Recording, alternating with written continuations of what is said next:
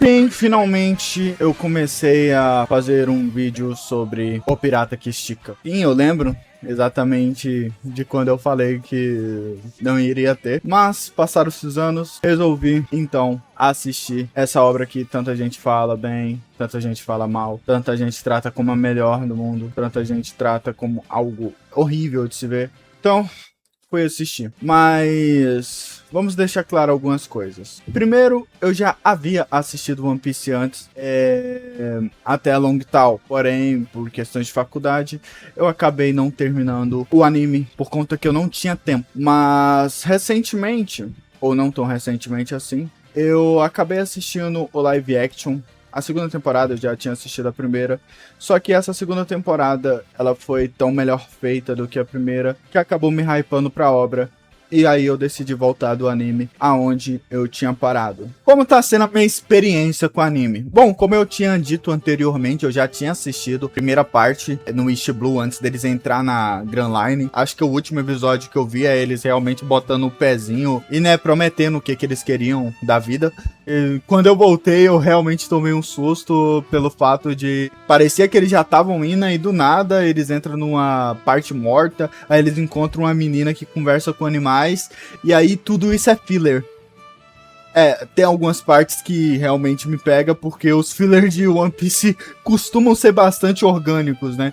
Então você não percebe que é um filler, até tu fala, pera aí, mano, tá muito fora, né, mano, da rota do que era pra ser. Aí você já tá assistindo o filler. Eu assisti alguns fillers de One Piece e eu realmente curti alguns. Mas o ponto principal da história, né? Eu tenho algumas coisas para comentar sobre o East Blue.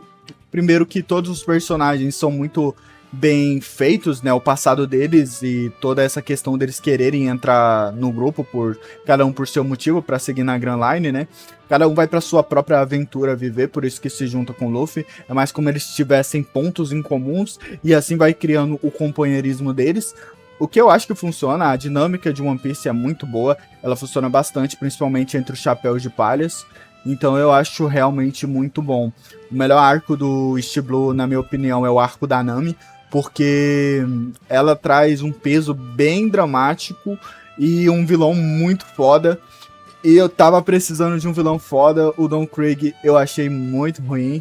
O Kuro eu acho ele mediano. Aqueles parceiro dele é horrível.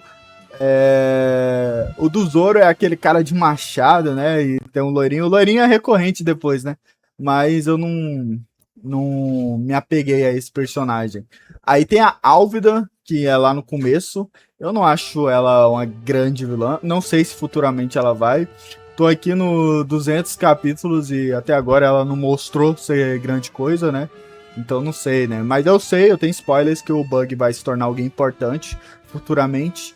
Então, como ela é parceira dele, talvez ela também cresça, mas sei lá. Mas o ponto do East Blue é que ele é uma aventura bem gostosinha de se assistir, né? Tem umas dinâmicas boas da vila e é mais um arco introdutório de cada personagem antes da grande aventura mesmo, que é na Grand Line, depois de Long Tal, que é em Long Tal que a gente é apresentado ao Smoker, né? Que é a primeira Logia, que é uma fruta que não dá pra você vencer, né? Aí você vê que as coisas vão começar a complicar.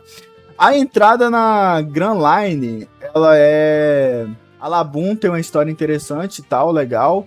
E tudo que acontece antes de Alabasta é um pré-Alabasta, né? Basicamente, uma preparação longa, né? A Barak Works, Little Garden, é tudo uma grande preparação para Alabasta. O que eu acho interessante, porque eu realmente fiquei intrigado em querer assistir Alabasta justamente por esses arcos se focarem em dar essa preparação, né, com a Barak Works e trazer eles. Eu acho que eu falei arco Barak Works, é porque eu não lembro do nome da primeira ilha lá. Mas, enfim. O arco do Chopper, né, é o que foge um pouco disso, né, e traz outros dramas, o Chopper, né, a questão dos médicos. Eu achei uma trama política bastante interessante, porque por mais que o Apple seja um vilão de merda, ele tem uns conceitos interessantes, né, dele ser meio cabeça, né, ele fazer pressão com a população para que tenham que pedir, né, tenham que ser subordinados mesmo ao rei para conseguir um atendimento médico, que é algo básico. Então eu achei uma sacada legal dele ser um vilão, né? E tem algumas diferenças do live action, né, que eu assisti primeiro, esses arcos, mas sei lá, eu gostei dos dois. Eu acho que os dois conseguiram transmitir o que a mídia precisa. Apesar que One Piece, o anime, ele tem uns problemas de ritmos que vale a pena também comentar, né? Porque, pô, Alabasta, Skypiea também, que eu assisti. O problema não é nem que a parte do momento onde eles entram na ilha, eles vão fazer umas coisas diferentes. Eu gosto dessas partes, que eles só estão fazendo um monte de nada, né? Estão aproveitando a ilha. A dinâmica dos personagens funciona muito bem. Porém, né, temos um problema grande quando a gente pega, por exemplo, os momentos de tensão, né? Os momentos de luta que era pra alavancar, né? Eles ficam arrastados, eu acho muito chato. A luta do Crocodile funciona com o Luffy, né? Porque por mais que seja longa, me deixa intrigado, me deixa realmente vendo, caralho, o Luffy tá sofrendo pra conseguir vencer do Crocodile. Isso é interessante. Só que a luta contra o Enel eu achei muito arrastada. Porque claramente o Luffy era mais forte do que o Enel. Aí ele fica jogando raio, aí o Luffy fica caindo, aí fica tipo... Tem uma parte que realmente eu fiquei meio pá, porque é um momento onde os personagens estão tipo... Toque o sino, Luffy. E aí o Luffy vai tocar, aí ele cai de novo, aí recomeça tudo de novo, aí tem essa cena de novo de um monte de personagens falando, toque o sino, toque não sei o que lá de Xandora, e aí ele não toca, tá ligado? O Enel taca mais um raio, e tipo, caramba, mano, era pra ter acabado já uns 3 episódios atrás, mano, por que que estão enrolando com isso? E os episódios duram, tá ligado? Tem poucos acontecimentos nele, e aí eu acho que realmente é um problema, quando se fala de ritmo. Outro grande problema de One Piece é morte. Todo mundo fala disso, então eu não vou ser o primeiro a falar. Mas, pô, o pai da Connie ter sobrevivido a um raio absurdo do Enel. E eu não lembro deles ter explicado como ele sobreviveu. Ele simplesmente só sobreviveu. Eu fico meio frustrado com isso. O Pel ter sobrevivido à explosão também, eu acho muito ruim. Porque perde o drama. Eu tô vendo os personagens aqui quase morrendo. Só que eu sei que eles não vão morrer, então por que eu vou me importar?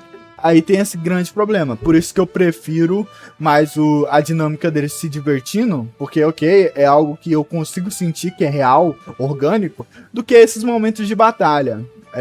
O Oda, ele peca muito nesses momentos de batalha. Você vê as batalhas e você fica tipo... Ok, legalzinha, mas eu já sei quem vai ser o vencedor, então... Tanto faz. Não tem essa curva de tensão realmente. Porque meu senso de descrença com morte em One Piece é fantasioso. É totalmente fantasioso. Eu não consigo ver os personagens morrendo. E isso eu acho um grande problema que o Oda traz. E sim, eu sei que personagens mais na frente vão morrer. Só que, no momento, esse está sendo um dos pontos mais baixos do Oda até em tal momento. E finalizando, eu pretendo sim continuar assistindo One Piece. Como eu disse, é um anime que eu me divirto muito. Se vocês quiserem, eu vou trazendo resumo de arco. Ou se vocês não quiserem também, eu não trago, então tanto faz. Ainda vai sair vídeos de outras coisas. Ultimamente minha vida tá diferente, então eu tô buscando conciliar para conseguir voltar e trazer esses conteúdos. Mas é isso aí, qualquer coisa eu gravo assim mais espontâneo. Esse daqui eu quase não escrevi roteiro, eu botei uns pontos pra me falar. E basicamente joguei assim, palavras ao vento. E aí eu falei do grandioso Oda e da sua obra. E vamos ver o que me aguarda.